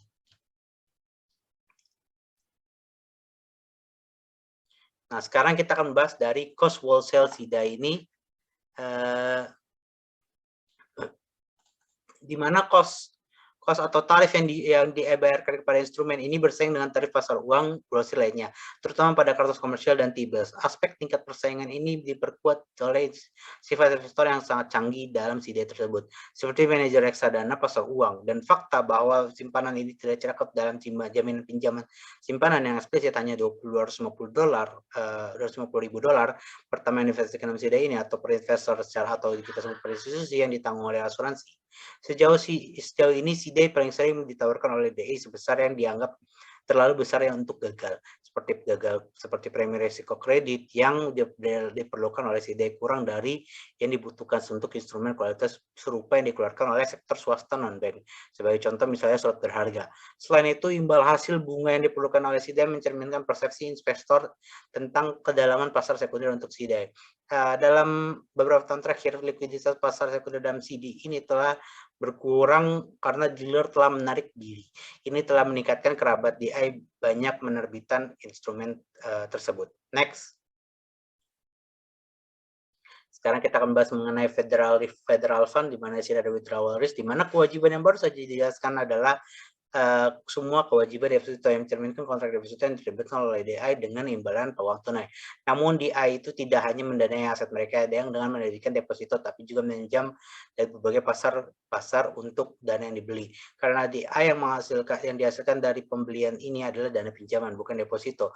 Mereka tidak tunduk pada persyaratan cadangan seperti rekening giro dan akun now. Dan untuk pembayaran asuransi deposito VDIC seperti sebuah deposit Ya, domestik yang dijelaskan sebelumnya. Pasar terbesar yang tersedia untuk dana yang dibeli dari pasar adalah pasar dana federal. Sementara DI dengan cadangan kas yang berlebih dapat menginvestasikan sebagian kelebihan ini dalam aset liquid, menghasilkan bunga seperti T-bill dan sekuritas jangka pendek. Alternatifnya adalah meminjamkan kelebihan cadangan untuk jangka pendek kepada DI lain dan mencari peningkatan pendanaan jangka pendek. Pasar antar bank untuk kelebihan cadangan kas disebut pasar dana federal atau dana Fed Fund. Di Amerika Serikat, dana federal adalah pinjaman jangka pendek tanpa jaminan yang dibuat oleh satu DI ke DI lain. Lebih dari 90% dari transaksi tersebut memiliki jatuh tempo 1 hari. Karena mereka adalah pinjaman tanpa agunan, DI yang menjual dana makanya seringkali membatasi jumlah dana yang mereka berikan kepada satu lembaga peminjam. Selanjutnya, dana Fed ini memiliki resiko non-rollable pada saat jatuh tempo. DI dana yang akan diberikan terhadap satu lembaga selanjutnya yang membeli dana ini menunjukkan bahwa kewajiban ini ada di neraca, sedangkan DI yang menjual atau menunjukkannya sebagai aset dana Fed dan perjanjian pembelian kembali di bawah itu adalah sebesar 2,1% dari pinjaman lainnya dari Bank of America. Sementara untuk Bank of Carbondale itu hanya sebesar 0,5%. Untuk DI pendanaan kewajiban tidak ada resiko bahwa dana Fed ini yang mereka pinjam ini dapat ditarik pada hari itu, meskipun ada resiko penyelesaian pada akhir setiap hari yang ada di bab 17. Namun di beberapa resiko biasanya bahwa dana Fed Fund ini tidak akan diperpanjang oleh DI pemberi pinjaman pada hari berikutnya jika rollover diinginkan oleh DI peminjam. Kenyataannya ini hanya terjadi pada periode krisis yang ekstrim seperti yang terjadi pada banyak DI selama krisis keuangan tahun 2008 sampai 2009. Namun demikian, karena dana Fed Fund ini adalah dana pinjaman tanpa agunan, lembaga penjual dana Fed ini biasanya memperlakukan batas bilateral maksimum dan batas kredit pada lembaga peminjam. Kalian dapat membatasi kemampuan bank untuk memperluas posisi pinjaman dana federal yang sangat cepat jika ini merupakan bagian dari strategi manajemen kewajiban secara keseluruhan. Next. Nah, sekarang kita bahas mengenai biayanya atau cost-nya. Biasanya untuk biaya dana The Fed ini untuk pembelian adalah tingkat dana federal. Tingkat dana federal ditetapkan oleh DI kebanyakan bank yang berdagang di pasar dana Fed dan sangat bervariasi baik dalam hari maupun hari-hari walaupun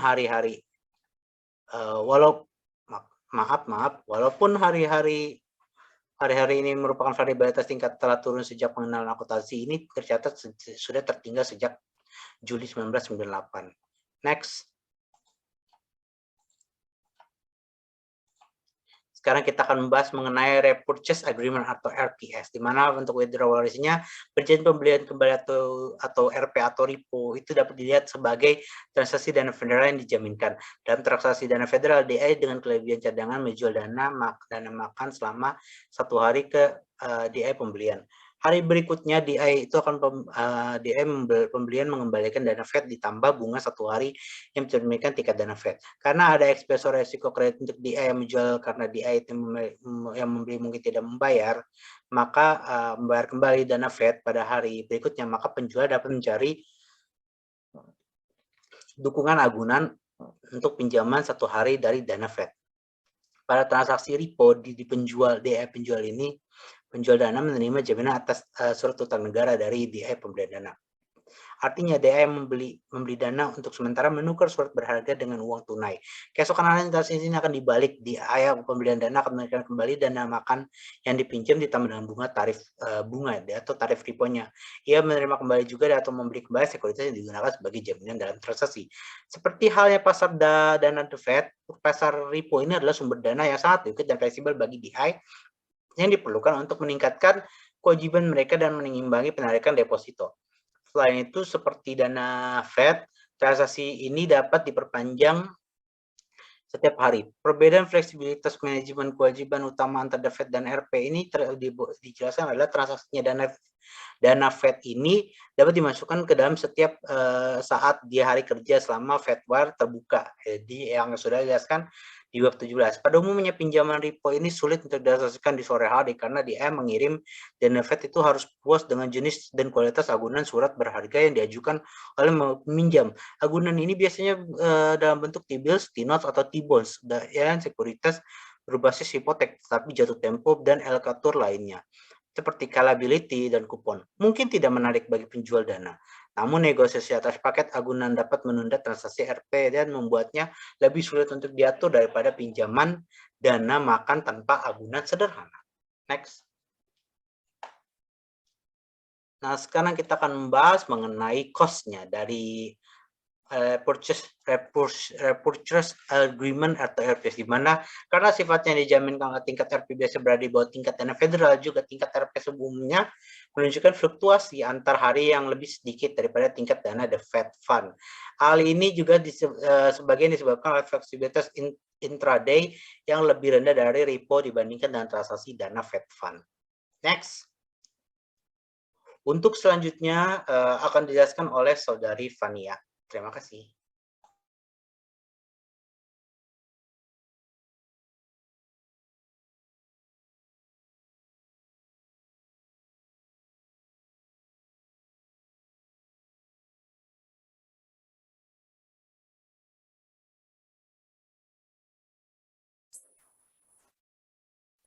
Selanjutnya, ada borrowing, sementara dana makan dan RP telah menjadi sumber utama dana pinjaman. DI telah menggunakan sejumlah sumber pinjaman lain untuk melengkapi fleksibilitas manajemen kewajiban mereka. Kami menjelaskannya secara singkat di bagian berikut. Pinjaman lainnya adalah 4,9% dari deposito, dan pinjaman lainnya di Bank of America, dan 0,0% di Bank of Carbondale.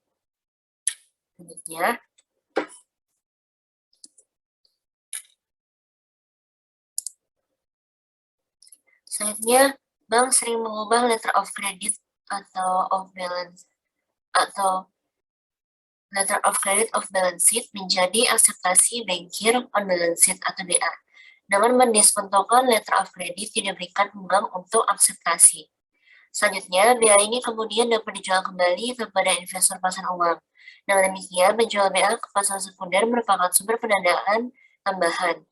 Kami menjelaskan BA secara lebih rinci dalam lampiran 18B pada bab ini. Surat berharga adalah surat promes jangka pendek tanpa jaminan yang diterbitkan oleh perusahaan untuk memperoleh kas jangka pendek. Surat berharga komersial adalah salah satu instrumen pasar uang besar dengan 1 triliun dolar beredar pada tahun 2015. Salah satu alasan untuk jumlah besar surat berharga yang beredar adalah bahwa perusahaan dengan peringkat kredit yang kuat umumnya dapat meminjam uang dengan suku bunga yang lebih rendah dengan menerbitkan surat berharga daripada dengan meminjam langsung dari sumber lain seperti bank umum. Alasan utama untuk ini adalah bahwa suku bunga pinjaman bank harus mencerminkan biaya modal cadangan bank dan persyaratan peraturan lainnya selain biaya dana. Sebaliknya, surat berharga adalah surat berharga yang diterbitkan langsung ke pasar uang. Surat berharga umumnya memiliki jangka waktu kurang dari 270 hari. Sebagian besar surat berharga dimiliki hingga jatuh tempo karena pasar sekunder surat berharga agak terbatas dibandingkan dengan T-bills. Namun, pertumbuhan reksadana pasar uang telah menghasilkan pasar surat berharga komersial yang lebih liquid. Meskipun anak perusahaan sendiri tidak dapat menerbitkan surat berharga, perusahaan induknya dapat menerbitkannya. Artinya, Citigroup dapat menerbitkan surat berharga, tetapi Citibank tidak bisa. Ini memberikan DI yang dimiliki oleh perusahaan induk-induk. Sebagian besar DI terbesar di Amerika Serikat dengan sumber pendanaan tambahan. Khususnya ketika anak perusahaan DI sendiri mengalami kesulitan pendanaan, maka dapat memanfaatkan dana hilirisasi dari penerbitan surat berharga perusahaan induknya. Memang Citigroup adalah salah satu penerbit surat berharga komersial terbesar di Amerika Serikat. Pelatihan bahwa dana yang dialirkan ke DI terafiliasi tunduk pada persyaratan cadangan. Mengurangi daya tarik mekanisme ini sebagai sumber pendanaan reguler. Kami membahas makalah komersial secara lebih rinci dalam lampiran 18B pada bab ini. Untuk medium term notes, sejumlah DI yang mencari sumber dana yang lebih stabil dengan risiko penarikan rendah mulai menerbitkan surat utang jangka menengah. Seringkali dengan kisaran 5 hingga 7 tahun. Catatan ini juga menarik karena tidak tunduk pada persyaratan cadangan atau premi asuransi simpanan. Kemudian untuk diskon window loans, seperti dibahas sebelumnya, YI menghadapi krisis likuiditas, sementara dapat meminjam dari jendela diskon bank sentral pada tingkat diskon bank. Kami membahas pinjaman jendela diskon secara rinci di bab 19. Yang keenam yaitu liquidity and liability structure for US Depository Institution. Dalam buku ini telah dirangkum diskusi sebelumnya dengan mempertimbangkan beberapa data neraca untuk bank-bank AS. Tabel 18.5 menunjukkan komposisi aset liquid non-liquid bank-bank AS yang diasuransikan pada Maret 2015 versus 1960. Kami menggunakan tahun 1960 sebagai tahun patokan sejak tahun berikutnya atau 1961. Secara luas dipandang sebagai tanggal ketika bank pertama kali mulai aktif mengelola kewajiban mereka. Dengan inovasi CD, Indonesia Citibank, jelas rasio aset liquid tradisional terhadap aset tidak liquid telah menurun sejak tahun 1960-an. Dengan uang tunai ditambah sekuritas pemerintah dan lembaga pada tahun 2015 merupakan 26,62% dari neraca aset bank yang diasuransikan versus 44% pada tahun 1960. Namun mungkin saja kami meringkas diskusi sebelumnya dengan mempertimbangkan beberapa data neraca untuk bank-bank AS. Tabel 18.5 ini menunjukkan komposisi aset liquid dan liquid bank-bank AS yang diasuransikan pada Maret 2015.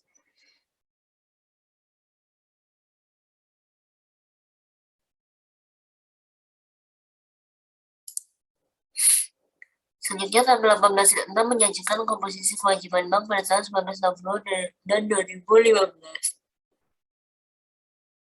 Faktor yang paling mencolok dari tabel 18.6 adalah pergeseran bank dari sumber dana dengan risiko penarikan yang relatif tinggi, rekening transaksi, dan tabungan retail dan rekening deposito ke rekening atau instrumen di mana bank memiliki potensi kontrol yang lebih besar mengenai pasokan, misalnya rekening yang dikelola kewajiban. Secara khusus, jumlah rekening tabungan dan deposito transaksi dari retail turun dari 90% pada tahun 1960 menjadi 60,66% pada tahun 2015. Sebaliknya, seri inflasi ditambah dana pinjaman atau dana Fed RV ditambah dana pinjaman lainnya. Meningkat dari 2% pada tahun 1960 menjadi 8,13% pada tahun 2015. Sebagaimana dibahas dalam bab 2 ini, hingga 6 buku teks ini meningkatnya persaingan antara bank dan LK lain untuk mendapatkan dana selama periode ini tentu saja berkontribusi pada perubahan komposisi kewajiban yang disajikan pada tabel 18.6. DI secara sengaja mengelola kewajiban untuk mengurangi risiko penarikan, seperti yang tersirat dalam gambar 18.2.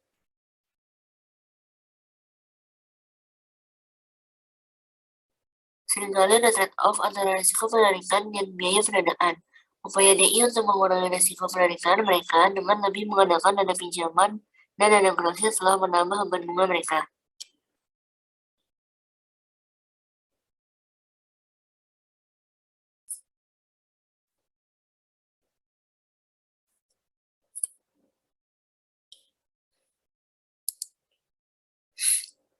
Selanjutnya, perhatikan juga pada tahun 2015, bank kecil menggunakan lebih banyak rekening transaksi ditambah CD retail dan tabungan 70,02%. Dibandingkan bank besar 59,88%. Sama halnya dalam pengelolaan alat liquid, ketidakmampuan relatif bank kecil untuk membeli dana dan mengakses pasar modal. Berarti DI ini harus memiliki lebih banyak kewajiban deposito di neraca mereka. Perhatikan tabel 18.4 yang melaporkan bahwa Bank of America memiliki 85,3% dari simpanan dan pinjaman lainnya sebagai simpanan inti, dibandingkan dengan 92,5% di Bank Carbondale. Terakhir, perlu dicatat bahwa ketergantungan yang terlalu berat pada dana pinjaman dapat menjadi strategi yang berisiko. Meskipun risiko penarikan dapat dikurangi jika pemberian pinjaman di pasar untuk dana pinjaman memiliki kepercayaan pada DI pinjaman. Persepsi bahwa DI berisiko dapat menyebabkan tidak diperpanjangnya pinjaman dana FIT dan RP secara tiba-tiba, dan non-rollover, jadi grosir dan dana lain yang dibeli pada saat jatuh tempo. Contoh yang baik dari penanggalan DI sebagai akibat dari ketergantungan yang berlebih pada seri besar. Dan dana yang dibeli adalah Continental Alliance pada tahun 1984 dengan lebih dari 80% dananya dipinjam dari pemberi pinjaman Rusia. Akibatnya ketergantungan berlebihan pada dana pinjaman mungkin sama buruknya dengan strategi manajemen kewajiban secara keseluruhan. Dengan demikian, portofolio kewajiban yang terdiversifikasi dengan baik mungkin merupakan strategi terbaik untuk menyeimbangkan risiko penarikan dan pertimbangan biaya pendanaan. Yang ketujuh yaitu liability and liquidity risk management in insurance companies.